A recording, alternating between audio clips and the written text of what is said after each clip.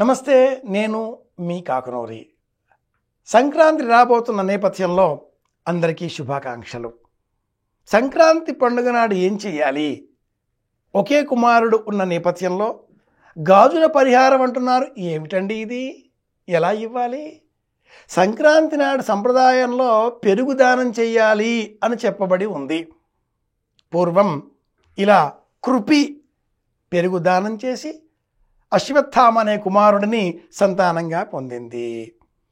ఒకే సంతానం కలగడం వంధ్యాత్వ దోషాలలో ఒకటి అని శాస్త్రం చెబుతుంది. కాకవంధ్య అనే పేరిట ఒక ప్రత్యేకంగా నిర్ణయం చేసిన నేపథ్యంలో ఒకే కుమారుడు సంతానం గల ఆ తల్లి అలాగే ఆ కుమారుడు పాటించే విధులు ఏవైనా ఉన్నాయా? ఆకుపచ్చ రంగులో ఉండేటటువంటి గాజులను ఆ తల్లి ఇతర సువాసిని స్త్రీలకు వాయనంగా అందించాలి. అందులోంచి పుట్టినవే సంక్రాంతి నోములు.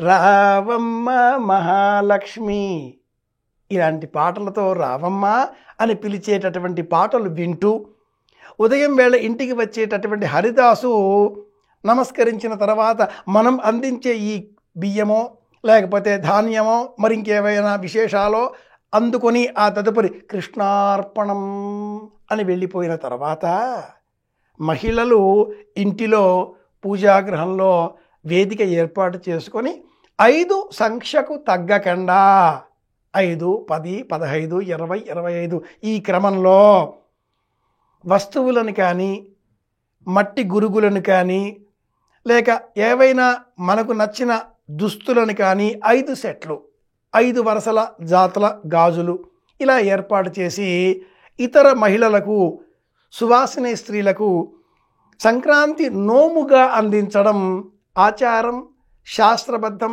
ప్రామాణికం.